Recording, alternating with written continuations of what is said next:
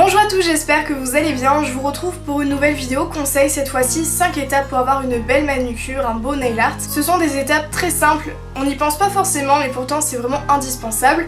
La première étape va être la préparation de la plaque de l'ongle, c'est très important puisque ça va permettre de faire tenir le vernis beaucoup plus longtemps, de rendre le tout bien plus joli, bien plus propre. Du coup, la première étape va être de limer ses ongles afin qu'ils soient tous égaux, à la même longueur, à la même forme. Personnellement, j'aime bien les ongles très pointus, mais encore une fois, c'est une question de goût. Vous pouvez aimer les ongles ronds, les ongles carrés, les ongles un petit peu plus longs, les ongles beaucoup plus courts. Je vous conseille d'aller voir une petite vidéo conseil que j'ai fait il y a très longtemps. La musique est très forte, mais je pense qu'elle peut vous aider.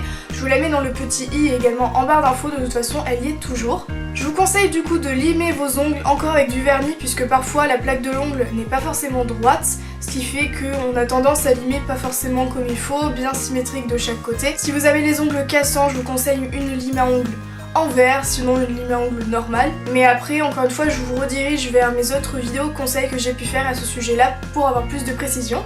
Ensuite, on va venir repousser les cuticules, même si on en a un petit peu, c'est très important de les repousser. Soit vous avez un émollient à cuticules, ou soit vous trempez vos mains dans un bain d'eau chaude pendant quelques minutes et vous venez les repousser avec un repousse cuticule ou un bâtonnet de buis. C'est très important puisque ça va permettre de faire pousser l'ongle un petit peu plus vite puisqu'on en prend soin. Et en plus, ça permet également de faire tenir le vernis beaucoup plus longtemps puisqu'il ne sera pas sur les petites peaux qu'il y a sur l'ongle, sur les cuticules, donc il tiendra beaucoup plus longtemps et ce sera beaucoup plus joli.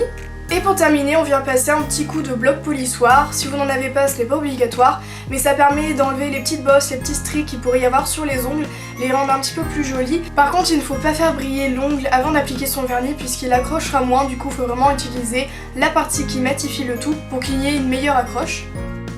La deuxième étape va être l'application de la base, c'est très important puisque ça va permettre de bien protéger l'ongle, éviter qu'il jaunisse à cause des pigments du vernis, qui rentrent à l'intérieur de l'ongle si on ne met pas de base, qui le rendent beaucoup plus cassant, beaucoup plus jaune, beaucoup plus abîmé. C'est pour ça que c'est très important d'en acheter une, surtout qu'on en trouve pour même pas 3 € sur certains sites internet. Je vous les mets en barre d'infos, ils sont vraiment fiables.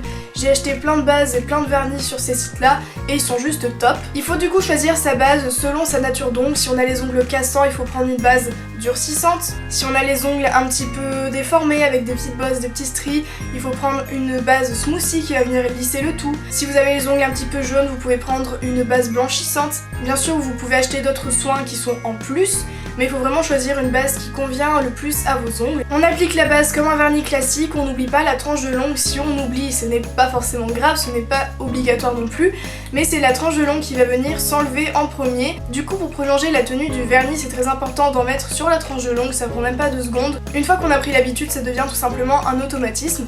Si vous avez un petit peu de longueur, je vous conseille d'en mettre sous l'ongle, ça évite qu'il devienne beaucoup plus mou, par exemple sous la douche, et encore une fois, ça prolonge la protection. L'étape numéro 3 va être l'application du vernis. C'est tout simple, on vient détremper un petit peu le pinceau, on vient faire une bande à partir du milieu de l'ongle, on étire et ensuite on va venir se rapprocher petit à petit de la cuticule. On refait une bande et ensuite on va faire une bande de chaque côté, voire plus, en général ça se fait en 3 à 4 bandes. On n'oublie pas la tranche de l'ongle et on peut également mettre en dessous de l'ongle si vous le souhaitez. On laisse sécher la première couche et on applique la seconde un peu plus épaisse, toujours de la même manière, sans oublier la tranche de l'ongle. Si on a débordé, on vient nettoyer les contours, soit avec un pinceau plat et du dissolvant ou de l'acétone, soit avec un pic, on vient gratter tant que ce n'est pas encore sec, soit avec un stylo dissolvant qu'on peut trouver dans les grandes surfaces, mais attention, ne prends surtout pas de coton-tige puisque ce n'est pas assez précis et surtout ça risquerait de mettre des petites peluches sur les ongles. Le mieux c'est vraiment de prendre un pinceau plat, voire un pinceau fin ou un pinceau un petit peu plus pointu pour le maquillage ou pour les ongles qu'on peut trouver vraiment pas cher sur Amazon. On fait éventuellement son nail art par-dessus le vernis une fois que c'est bien sec pour éviter de tout arracher par exemple. Et on termine par appliquer le top coat. Il existe des top coats brillants, des top coats mat, qu'on peut trouver bien sûr sur Amazon, chez Kiko, chez Yves Rocher, etc. pour vraiment pas cher. On applique le top coat comme un vernis normal avec les 3-4 bandes. Si votre top coat a tendance à rétracter le vernis, c'est-à-dire le rétrécir un petit peu sur l'ongle, n'hésitez pas à bien déborder autour comme je le fais souvent dans mes vidéos.